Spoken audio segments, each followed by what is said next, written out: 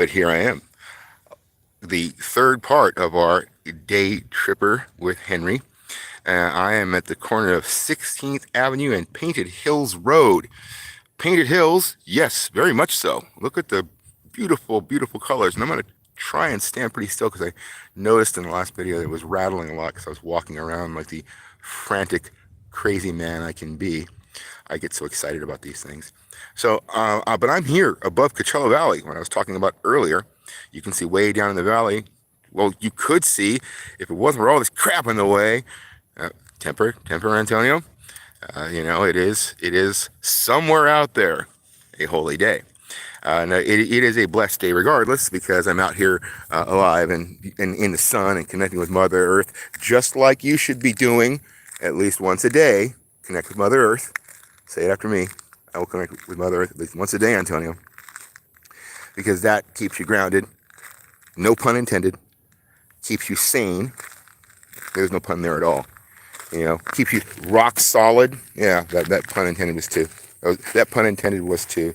That was, but I guess it's not so solid because they're little bitty rocks.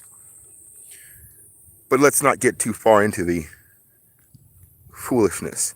Here on Painted Hills Road, it is just above the valley. We crossed those hills over there. Whitewater River runs beyond those Painted Hills. It runs and down below even on those hills, you can see right below there would be the river. The farthest windmills, turbines is the correct term. They don't mill much of anything.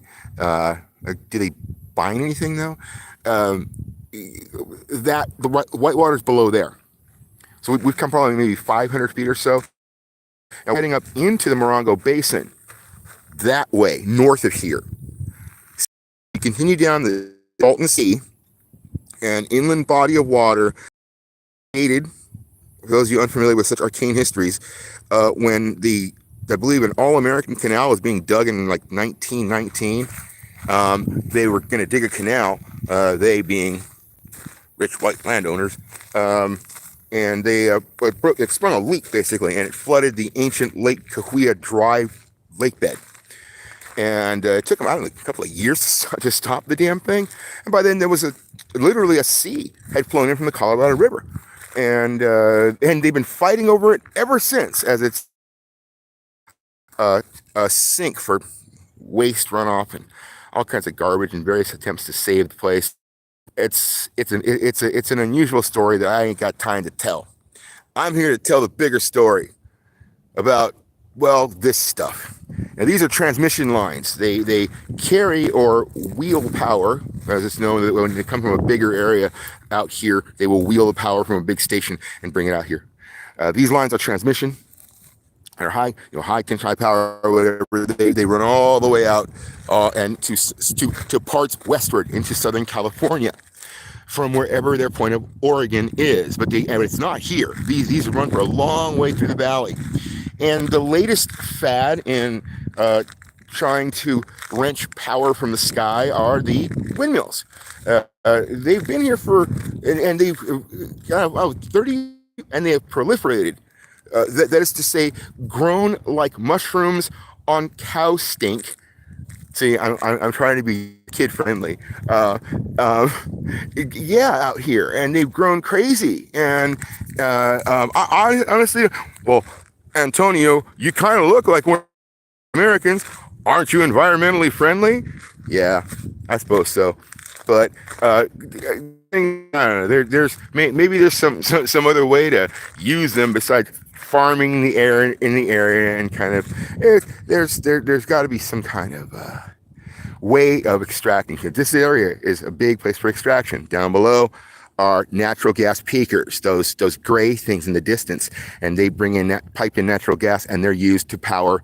It's like a power station during low power periods. They can fire those up for emergency power and transmit power on these lines out to points westward. So this area has always been a place for extraction, whether it's mining or use for other raw materials. Literally, they are mining the sky for air right now. I know that sounds a bit dramatic, but it gets, that's what's going on. The extraction doesn't stop. Uh, it powers our industrial economy. Garbage also seems to power our industrial economies. Maybe it could. I don't know. But I'm not here to wax poetic or wroth about it. Henry's running around, and this is a brief stop just to show you the other side of those mountains, and really just the intense farming of this valley, because they never farm crops out here really. They're further down Imperial Valley where it's hotter and drier and by magnitudes worse than the Coachella Valley. Oh, should have turned off my notifications. Well, I didn't. So, but it's much more awful a place to live than Coachella Valley, is Imperial Valley. But that's where they grow everything. It's hot, Here now, they grow golf courses. They grow retirement communities. They still extract, but in a very different way. People that come here for Coachella and Stagecoach and all those festivals come and they bring the tourism, and that's something they tried to really ramp up tourism out here. As yet another extractive industry that extracts money from your wallet. See, it's all about taking stuff away from other people. What are you, some kind of commie? I'm not some kind of commie. But these things, as impressive a structure as it is, some of these, when you go out in the desert, they look like old Native American, like the Thunderbird, the big giant ones. And like there's this Thunderbirds all in a big old line, bringing the power to the people. But this area is also just honestly a nice place just to walk around. It's quiet, except for one thing. There's the mystery. So when I got off my car, I hear this. Shh, wait a minute. You can hear it. You can hear it. There's a humming. At first, I thought my car tire was going flat. I hear this. I'm like, what did I run over? Well, I didn't run over anything.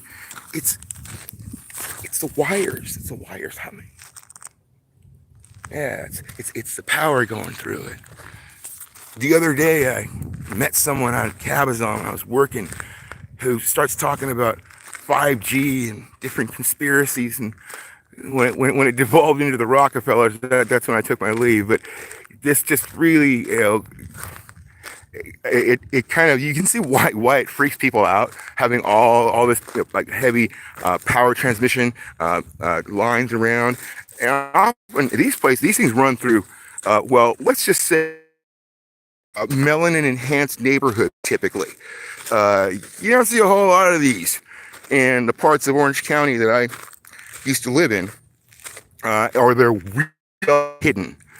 And so, heck, you barely see telephone pole transmissions out in those places anymore. They put it all underground. But you sure go to any neighborhood who's folks, like I said, are maybe a certain economic background.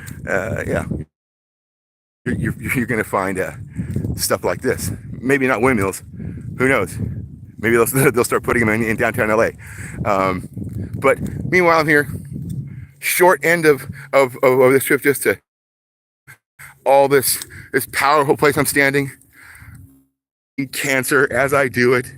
But as Joe Jackson used to say, maybe he still does, everything gives you cancer.